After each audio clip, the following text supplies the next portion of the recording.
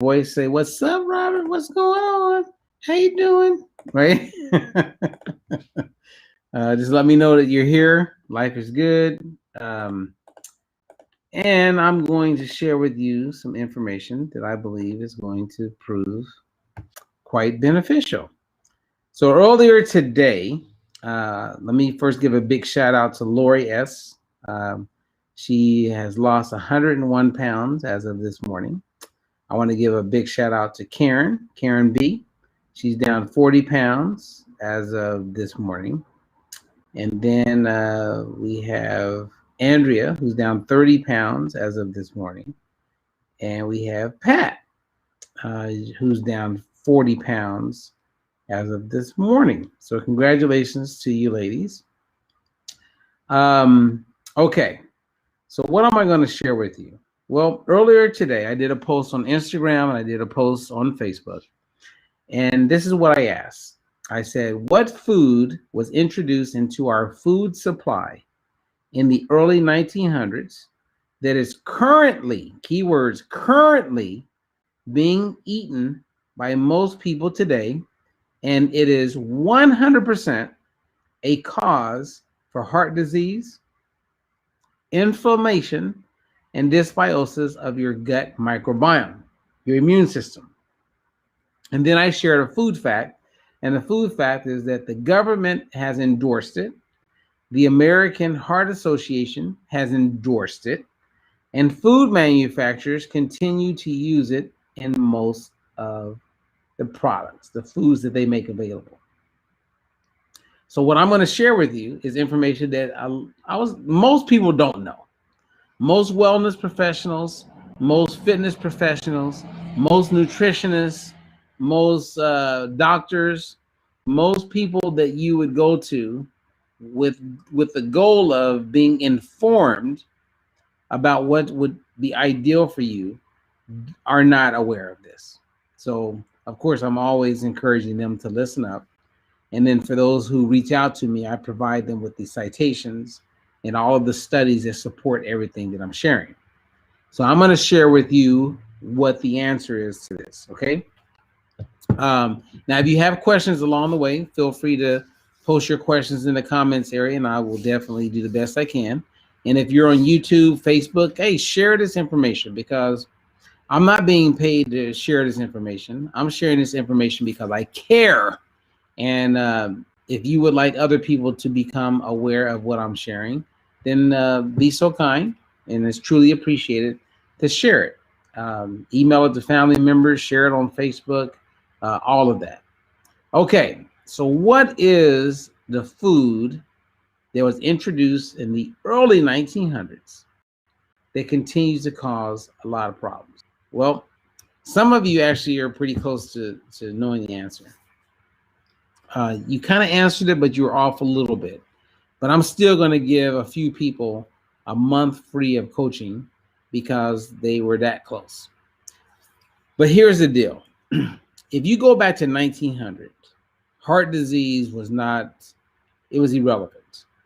Whereas today, it's the #1 killer. If you go back to the 1900s, there was no American Heart Association. But if you go to 1948, when Procter Gamble ended up paying a significant amount of money to the American Heart Association, it put them on the map, and they today are the largest. They're the biggest. So when you follow the money, you start to see. And then why would I mention Procter & Gamble? Well, in 1911, Procter & Gamble came out with a product called Crisco. And Crisco was the first product that's the result of a hydrogenation process. So you remember like how they said hydrogenated oils, avoid them, like not too long ago. And not too long ago, the FDA said that foods that have trans fats in them can no longer be made available to the public. Well, that's what was taking place. 1911, Crisco came out. It was a skittish moment. A lot of people wouldn't go for the Crisco, but because we ended up having some major challenges, the economy was turned upside down. People were always looking, even people who had money were looking for ways to save money, and Crisco started working. and it did what, tallow or beef fat was doing for years. And not long after that, margarine found a place and started being used. Well, Crisco, margarine, and a lot of the oils that make up those products fall into what we call the omega-6 category. And omega-6 fatty acid, same as omega-3 fatty acid, is an essential fatty acid, meaning if we don't consume it, then we need to consume it because it's essential for health. The unfortunate part is that when you consume more of the omega-6 compared to the omega-3, it creates a lot of problems. And those problems include inflammation, a stronger causation for heart disease, heart attack, all the negatives that would come with fat. Well, you got to go back, and I'm not going to give a full, clear breakdown of the history, but as you look into it, you'll see that politics played a huge role in getting people to be afraid of saturated fat, like in butter and like in beef, etc. And there was really no reason to avoid those fats because they were stable, they were great for cooking. But we went from saturated fat and demonizing that to falling prey to foods that are high in the omega-6. And when omega-6 is elevated compared to omega-3, you have major problems to include inflammation. And you hear people constantly talking about how they want to reduce inflammation. Well, if you're eating a lot of foods that are high in omega-6, you're not going to reduce inflammation. It's going to be prolonged, and it's going to show up in many negative ways. The way you get away from omega-6 is to quit eating omega-6. But unfortunately, when you go to a restaurant, the probability of the foods that they're cooking in the back being cooked with soybean oil, some type of seed oil, vegetable oil, well, it's going to be pretty high. And guess what? You're consuming a lot of omega-6. So to cut down on omega-6 would be to go to a restaurant that you know is not cooking their foods that way, or to make sure that all the foods that you eat when you're not eating out are not high in omega-6. It's that simple. And when you're consuming a significant amount of fats like this, it can cause major problems with your microbiome. And your microbiome is 70% of your immune system. Your microbiome plays a huge role in regulating how you burn calories and if weight loss is going to be easier or harder. Your microbiome, I believe in the next 5-10 years, will be the thing they check, the same as they check your blood pressure, the same as they check your temperature, your weight, and your height when you go visit your doctor for your annual checkup. The microbiome is going to say everything. And the people like a Dr. Sabine they're gold at this point in life. And if you're not familiar with Dr. Sabine, you must become familiar because the work she's doing and a lot of these gastroenterologists in this field are doing to bring attention to the microbiome is noteworthy. It's fascinating, and I take my hat off. I salute them big time. And in working with gastroenterologists like that, it just makes my job so much more appreciated and rewarding, big time, because a lot of the answers is there. So that being said, it's the fats that are high in omega-6. There's estimates right now where they believe the ratio between omega-6 and omega-3 is like 15-1. I've had people tell me when they looked at their clients' nutrition intake, 30-1, meaning they're taking in 30 more of the omega-6 fatty acid compared to the omega-3. And that works itself out to mean inflammation and a whole bunch of problems. If you ask me, what oils to use if you're going to use oils when cooking. The oils that I'm going to stick with right now and encourage you to use are going to be oils that are not seed-based. So I'm saying avoid vegetable oil, avoid grapeseed oil, even avoid canola oil. And I've given canola oil a pass in the past, but I would avoid a canola oil, and I would stick to extra virgin olive oil and avocado oil. I believe you can get most things done. Now, let's say you're going to do some deep frying and you don't do it that often. Okay, go with canola, go with peanut oil. Coconut oil is very expensive when you're going to be doing that kind of frying. And you hear a lot of positives about coconut oil. It is high in saturated fat, which is a stable oil. However, I would use butter over even using coconut oil personally, because I know that butter has CLA in it, conjugated linoleic acid, and I know the benefits of that. It also has a short chain fatty acid in it called butyrate, which helps prevent colon cancer and a lot of the concerns that people have with their intestinal tract. If you can get grass-fed butter, great, that's even better. But I have no problem with butter at all. I've never had a problem with butter because it's real. My problems are with things like margarine and some of these other fake things that are out there. And forever I argued about trans fatty acids, and fortunately, they're now removed. However, there are remnants of trans fats, like interestrified fats, that I've been telling people to look for in ingredients, because if you want inflammation, those types of ingredients are going to contribute toward you being inflamed. And most people understand that they don't want to be inflamed.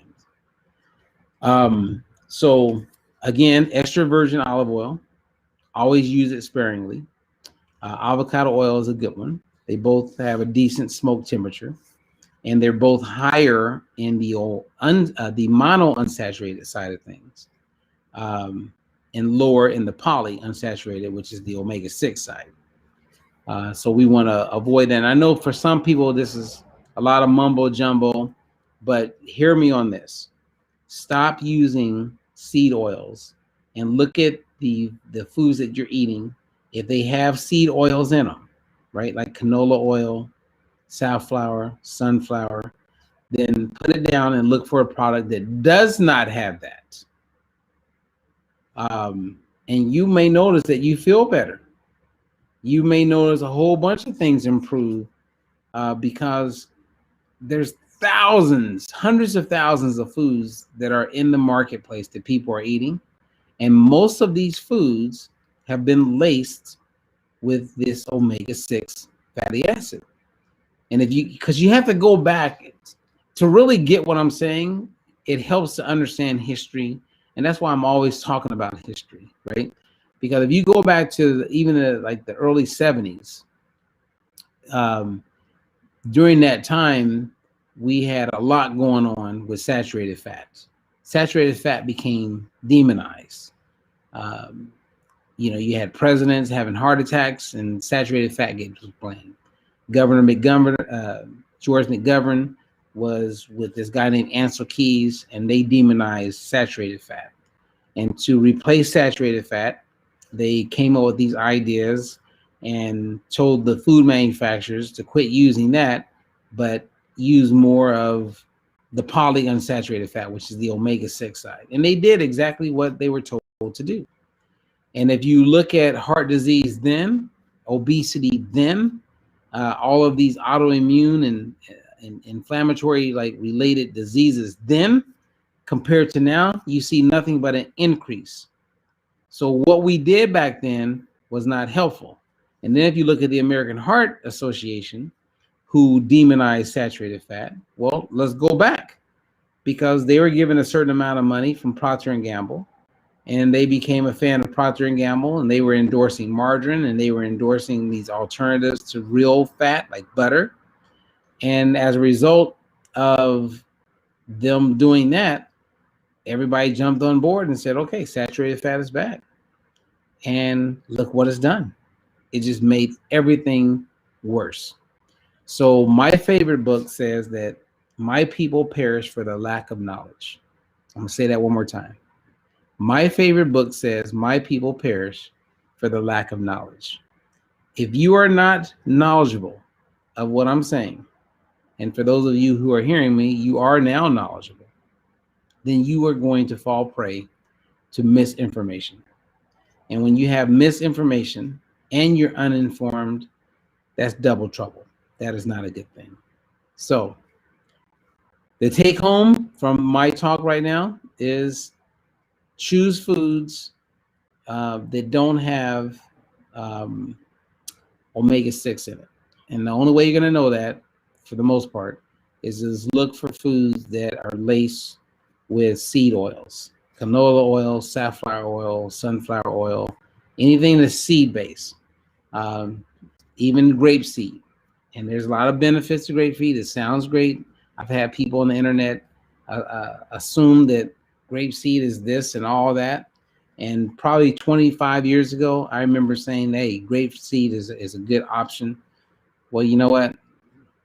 I'll eat crow on this one, because what I've learned over the last 20 years, grapeseed is not ideal for, unless you're eating something where you're not heating the oil up. But most people are pan frying fish or scrambling some eggs. Use regular butter, which is fine. Use it sparingly, or opt for extra virgin olive oil or avocado oil. Okay, so I hope this was helpful. You can post questions if you want, and I'll go through and I'll answer the best I can.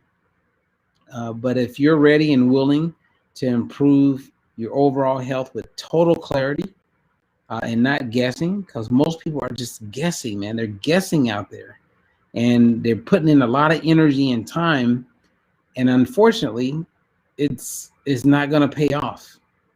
It's not going to pay off. And I'm not saying that we are the end all be all, but I do know that we represent the truth, and we have a huge success track record. Like, for many years, we've been very successful at helping people eat regular everyday food, but do it in a way where they get results. You can't argue that. Now, if you're 25 or 31 years old and you're just looking for shortcuts, then we're not the people to help you. I like working with people who understand and have wisdom in life to be able to know the difference between what's real and what's not. And you don't really know what's real until you're given an opportunity to be educated. So you can then decipher what obviously is real. Okay, so thank you. I appreciate you guys listening in, and thank you for sharing. Thank you for your comments, and until the next one.